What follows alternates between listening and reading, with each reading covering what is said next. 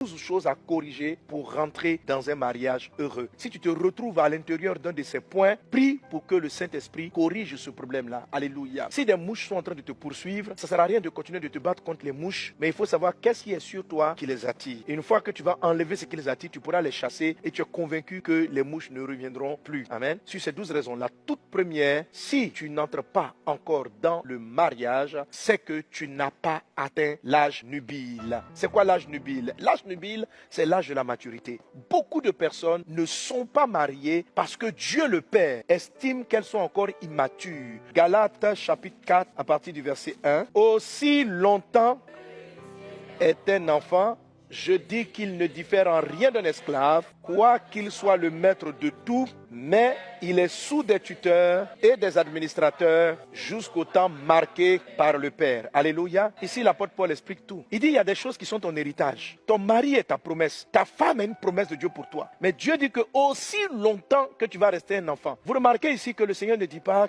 quand tu vas atteindre l'âge adulte. Si tu restes enfant 40 ans, Dieu va attendre 40 ans pour te donner ce qui est à toi. Vous n'êtes pas encore marié parce que vous n'avez pas encore fait disparaître ce qui est de l'enfant. Tu as 30 ans, mais tu parles comme une petite fille, tu raisonnes comme une petite fille. Quelqu'un est enfant parce qu'il attend tout des autres pour vivre. Tu es une femme, tu peux travailler. Tu es un homme, tu peux te prendre en charge. Pourquoi tu raisonnes en disant non, si c'est lui, il doit venir me prendre en charge? Pourquoi il doit te prendre en charge? Ce sont des enfants qui sont pris en charge. Dieu n'a pas encore marqué le temps pour te donner ton héritage parce que tout simplement il estime que tu raisonnes en mode dépendance et non en mode autonomie. Donc si en ce moment je parle, je te dis qu'est-ce que tu attends de ton mari et puis tu raisonnes comme ça, je cherche un homme qui saura prendre soin de moi, qui saura m'aimer, qui saura me respecter. Ma fille, tu es une enfant.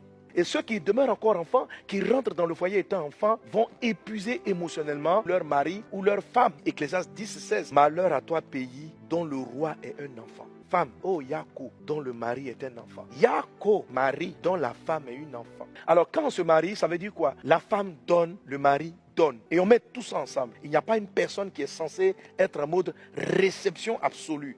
Donc tout raisonnement du genre, je cherche une femme qui va me comprendre, qui saura me respecter. Mais toi tu ne peux pas la respecter. Pourquoi tu dis je cherche pas une femme que je vais pouvoir honorer, que je vais pouvoir respecter? Je cherche un homme que je vais pouvoir rendre heureux. Je cherche un homme que je vais pouvoir améliorer. Alors quand tu commences à parler comme une femme, Dieu dit que tu as passé l'âge nubile. Quand votre amour ne passe pas en mode don, mais il est toujours en mode réception, le ciel n'est pas prêt à vous marier.